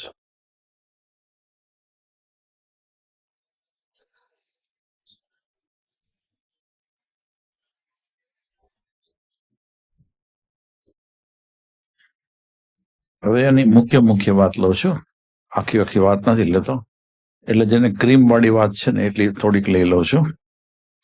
કે માણસમાં આધ્યાત્મિક દ્રષ્ટિ આવી જાય છે ત્યારે મહાન આદર્શોને સિદ્ધ કરવા માટેના સ્વપ્ન સેવવાનું અને કાર્ય કરવાનું નિરંતર ચાલુ રહે છે. કઈ દ્રષ્ટિ? આધ્યાત્મિક દ્રષ્ટિ. એ આવે ત્યારે એને મહાન આદર્શો અને સ્વપ્ન સેવાનું કાર્ય એ બધું જ એનું નિરંતર ચાલુ, કે સાથે સાથે પુરુષાર્થ, એ બધું સતત ચાલુ જ રહે.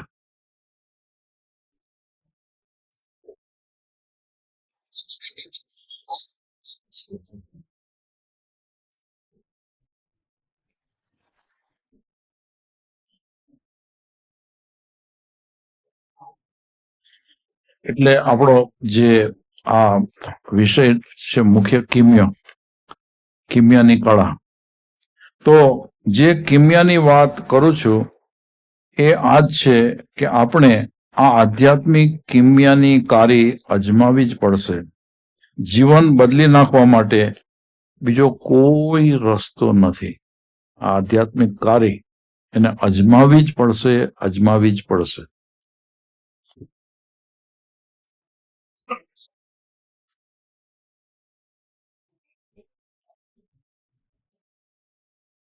આધ્યાત્મિક કિમિયાગીરી દ્વારા આપણે ક્ષણિક ભૌતિકને શાશ્વત દિવ્ય પ્રકૃતિમાં પલટી શકીએ તેમ છીએ, અને આ માટે સપાટી છોડી અને થોડો ઊંચો વિચાર કરવો જોઈએ. હવે આમ કિમિયાગીરીમાં તો હવે સામાન્ય આપણા સંસારિક જીવનની અંદર તો આપણે ઘણા કિમિયા કરી નાખતા હોઈએ છીએ, અને એ કિમિયાની અંદર છળ કપટ બીજું ત્રીજું આવું બધું અજમાવતા હોઈએ છીએ.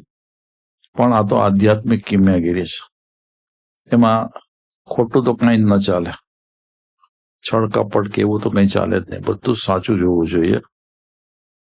તો આધ્યાત્મિક કિમિયાગરી દ્વારા આપણે ક્ષણિક ભૌતિકને શાશ્વત દિવ્ય પ્રકૃતિમાં પલટી શકીએ તેમ છીએ, અને આ માટે સપાટી છોડી અને થોડો ઊંડો વિચાર કરવો જોઈએ.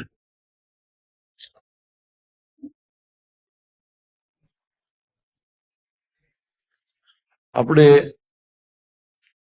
એટલે કે બધા જ અજ્ઞાની જીવો છે ને, એ શરીરનો જ વિચાર કરે છે ને, શરીરની જ વાત.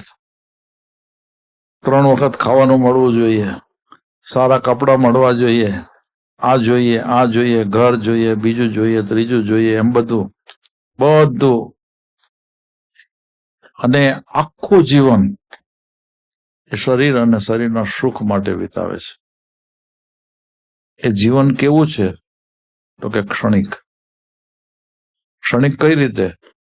તો કે જે શરીરને આપણે પોતાની જાતને માનીએ છીએ, જે અજ્ઞાનના હિસાબે, એ શરીર ક્ષણિક છે. ક્ષણિક એટલા માટે કે એનો જન્મ છે અને એનું મૃત્યુ છે. અને જ્ઞાની પુરુષની દ્રષ્ટિએ એ જન્મ અને મૃત્યુ વચ્ચેનો જે સમય છે ને, એ ક્ષણિક છે. આવા તો અનેક અનાદિકાળથી આજ સુધીમાં આપણે જન્મ મરણ કરી નાખ્યા. આપણે હવે આ ક્ષણિક જીવન નથી જોઈતું. હવે આપણે આપણી જાતને એમાંથી મુક્ત કરવી છે. તો એના માટે આધ્યાત્મિક કિમિયાગીરી અજમાવવી પડશે. કે આધ્યાત્મિક કિમિયાગીરી દ્વારા આપણે ક્ષણિક અને ભૌતિકને શાશ્વત દિવ્ય પ્રકૃતિમાં પલટી શકીએ તેમ છીએ. તો આપણો આત્મા કેવો?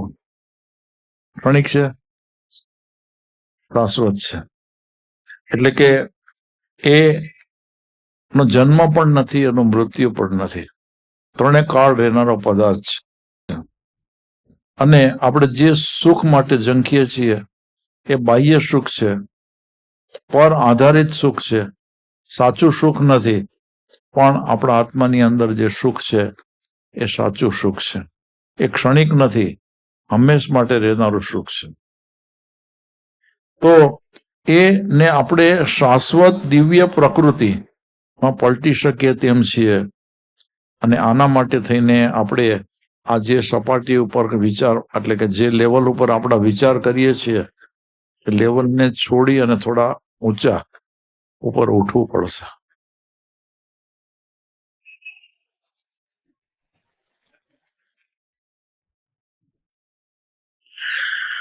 અને જેને ખરેખર આવી રીતે ક્ષણિકમાંથી શાશ્વત જીવનને પ્રાપ્ત કરવું છે,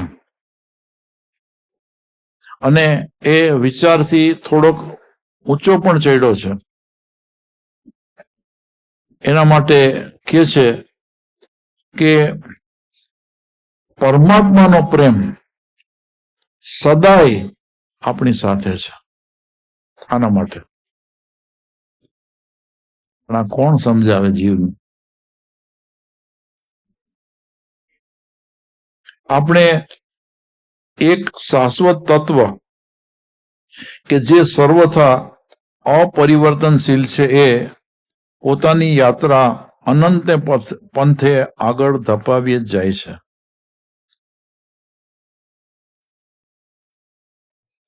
ફરીથી આખું વાક્ય ફરીથી લઉં છું કે આ એક શાશ્વત તત્વ, જે આત્મા શાશ્વત છે ને, કે જે સર્વથા અપરિવર્તનશીલ છે,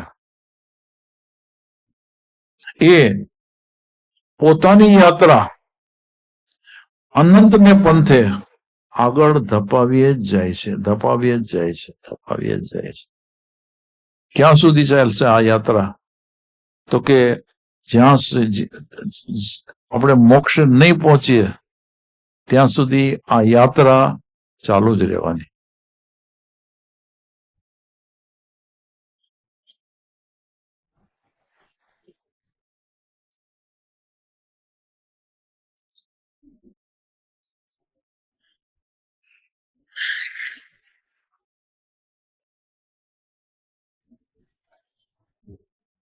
રામકૃષ્ણ પરમહંસ મરણ પથારી પર હતા ત્યારે શારદામણી રડવા બેઠા. પરમહંસે કહ્યું, તમે પણ ભૂલી ગયા કે આ કોચલું નાશવંત છે? જે શાશ્વત તત્વ છે એ તો આ બધાથી વણસ્પર્શ્યું છે. એ વણસ્પર્શ્યું એટલા માટે છે કે એને ખુદ શાશ્વતતાનો સ્પર્શ થયો છે. એ સ્વયં શાશ્વત છે, પારસ છે, ખુદ એક કિમ્યો છે. આ રહસ્યને ઓળખવાનો આંશિક પ્રયત્ન કરનાર જ સાચા જીવનનો સ્પર્શ પામી શકે છે અને શાશ્વતને ક્ષણિકની વચ્ચે અવતારી શકે છે. આ સનાતન તત્વની આછી અનુભૂતિ થઈ ત્યારથી આ જીવન બદલાઈ ગયું છે. આ લેખક પોતે કહે છે. હવે આ વાત હું ફરીથી લઉં છું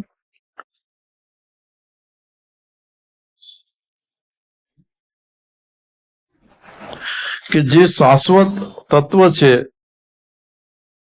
એ તો આ બધાથી વણસ્પર્શ્યું છે અને વણસ્પર્શ્યું એટલા માટે છે કે એને ખુદ શાશ્વતતાનો સ્પર્શ થયો છે. એ શાશ્વત,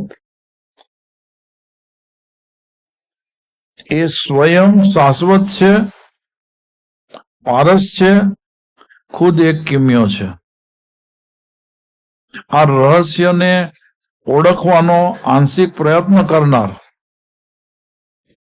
કરવો પડશે કે આને આંશિક પ્રયત્ન કરનાર જ સાચા જીવનનો સ્પર્શ પામી શકે અને શાશ્વત અને ક્ષણિકની વચ્ચે અવતારી શકે. આ સનાતન તત્વની આછી અનુભૂતિ થઈ ત્યારથી જ આ જીવન બદલાઈ ગયું છે. આ લેખક કહે છે. ખાવા પીવાનું, વ્યવહારો ગોઠવવાનું, ભૂલો કરવાનું, સુખ દુઃખ ભોગવવાનું બધું ચાલે છે, પણ એ પળથી જીવનનું રૂપ બદલાઈ ગયું. આધ્યાત્મિક કિમિયાગીરી દ્વારા આપણે સ્થૂળમાં રહેતા હોવા છતાં, આ શરીરની અંદર રહેતા હોવા છતાં સૂક્ષ્મનો પ્રત્યક્ષ અનુભવ સતત કરી શકીએ. એ ઘટના પોતે જ એક દિવ્ય પારસ છે. આપણા ગુરુદેવ પૂજ્ય બાપુજી કે એ ભલે સ્થૂળમાં રહેતા હતા પણ સતત એ શાશ્વતની અંદર જ જાગ્રત હતા. શાશ્વતની અંદર જ જાગ્રત. એને ક્યારેય પછી અણગમો ન થાય કે ઉદ્વેગ ન થાય કે ન ઉચ્ચાટ. કોઈ સામેવાળો અપમાન કરે તો એની કઈ અસર ન થાય. એટલે એને ગમે તેવા પરિશ્રમ આવે કે મુશ્કેલીઓ આવે પણ એને કાંઈ સ્પર્શી ન શકે. એ તો હંમેશા આનંદમાં જ રહે, સ્ફૂર્તિદાયક જ રહે. કેમ કે એને શાશ્વતનો અનુભવ છે. શાશ્વતનો અનુભવ છે એટલું જ નહીં, પણ શાશ્વતની અંદર જ એનો નિત્ય નિવાસ છે.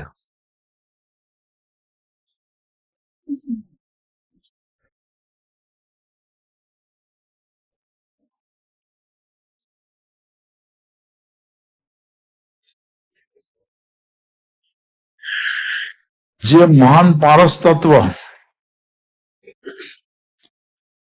આપણા બધાની અંદર રહેલું છે. આપણે સામાન્ય નથી, અને એ પણ જેને સાચો માર્ગ મળ્યો છે ને એ તો સામાન્ય નથી જ. તો જે મહાન પારસ તત્વ આપણી અંદર છે એને બહાર પ્રગટાવવાની પ્રક્રિયાનું નામ સાધના છે. બસ આપણે આને પ્રગટ કરવાનો છે, બહાર લાવવાનો છે આપણા આત્માને, અને એ સાધના દ્વારા શક્ય બનશે.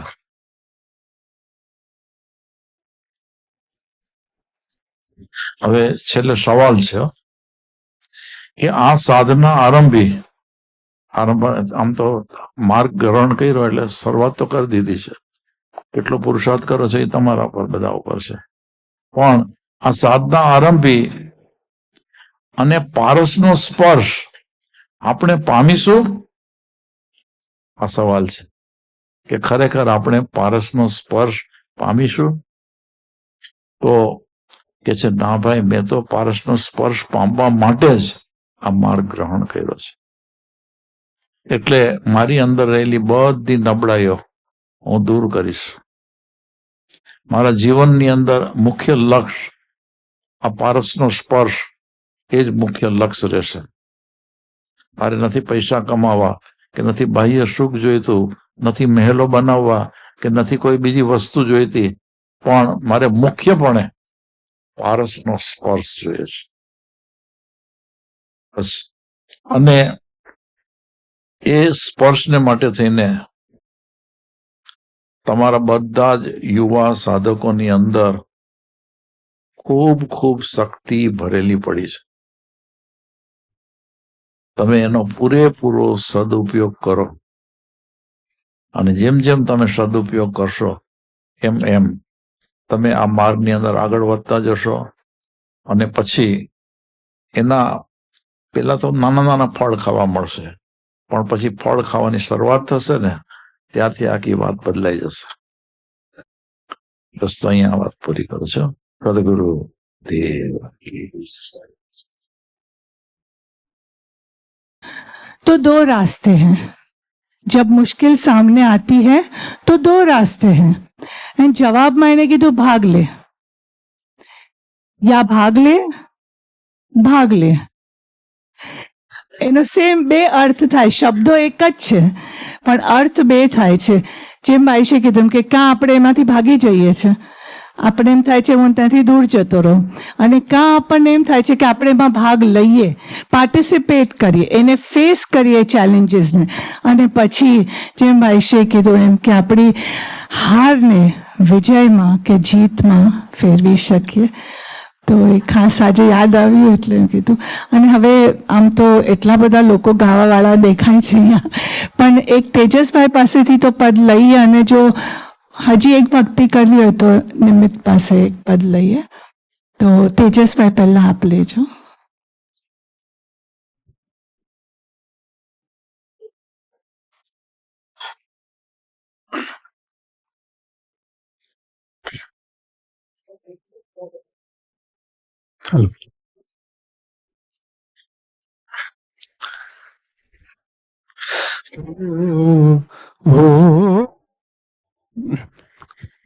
સુખ છે થોડું ને દુઃખ છે જાજુ, એવો આ સંસાર. સુખ છે થોડું ને દુઃખ છે જાજુ, એવો આ સંસાર.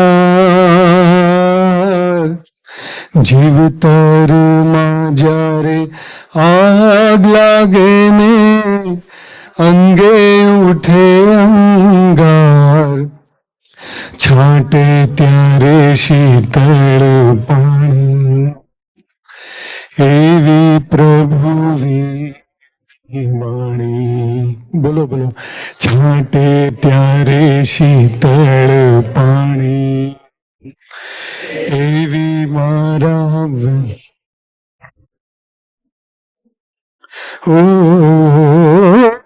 રાગ નથી એને દ્વેષ નથી કાંઈ, પ્રેમનો પારાવાર.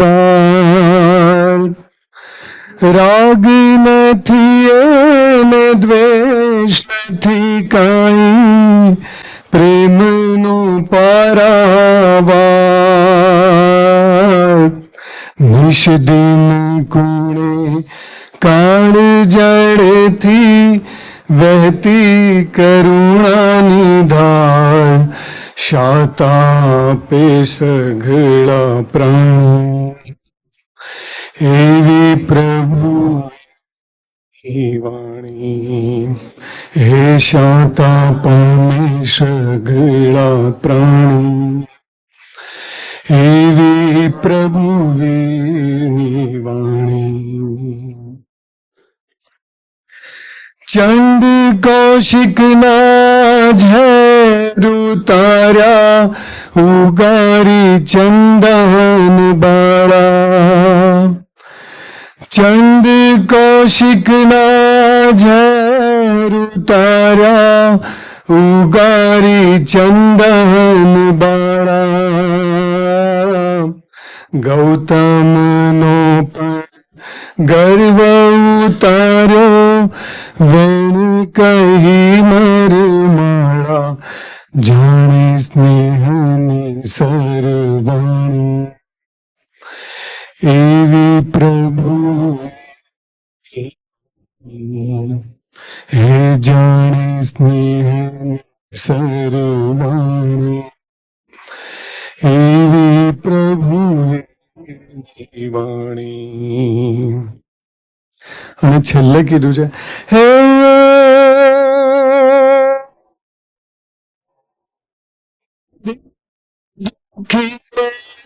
સુખી થવાનો માર્ગ એ બતાવે.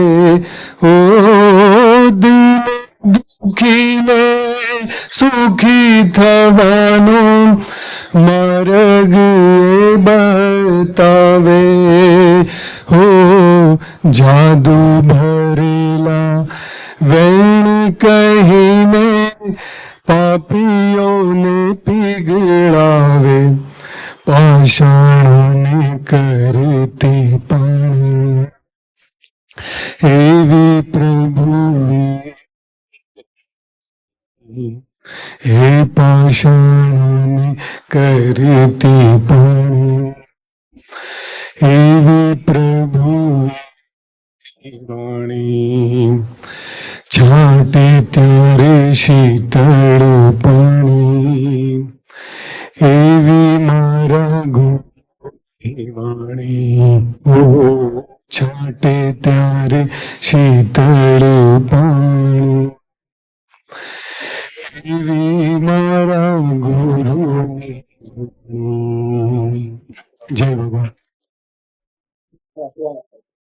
ધરે નાના ધરે નાના ધૂમ તો ધરે નાના ધરે ધૂમ તો ધરે નાના ધૂમ તો ધરે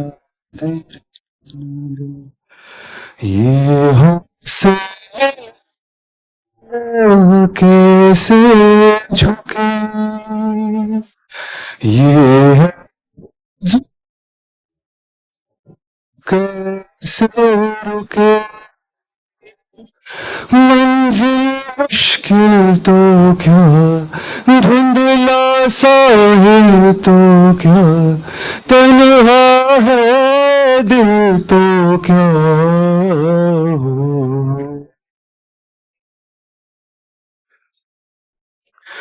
तुम तो ना तेरे नाना धुम तो तेरे नाना धुम धुम धुम तो ये हमसे कैसे झुके, ये कैसे झुके. मुश्किल तो क्या, धुंधला साहिल तो क्या, तन्हा है दिल तो क्या.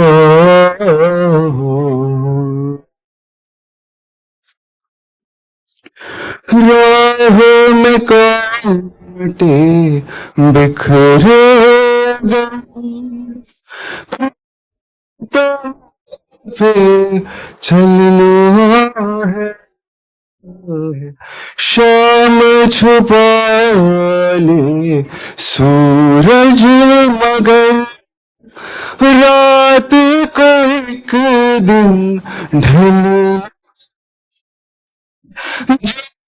सवार रहे ऊंचा इकरार रहे, जुर्म जरूरत 100 बार रहे, ऊंचा इकरार रहे, जिंदा ये प्यार रहे।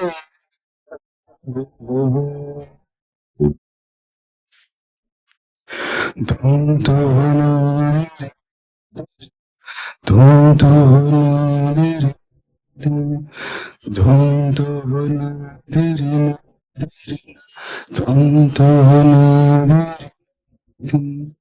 होगी जो रहे तो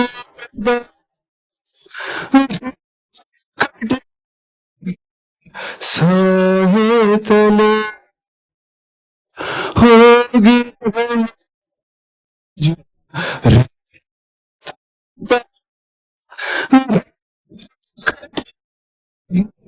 साये तले अपने खुदा से है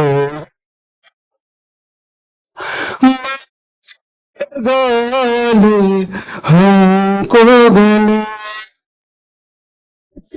खुदा से है गाले हमको सबर रे, ऊंचा इकरार रे, जरूरत 100 बार रे, ऊंचा इकरार रे, बार रे।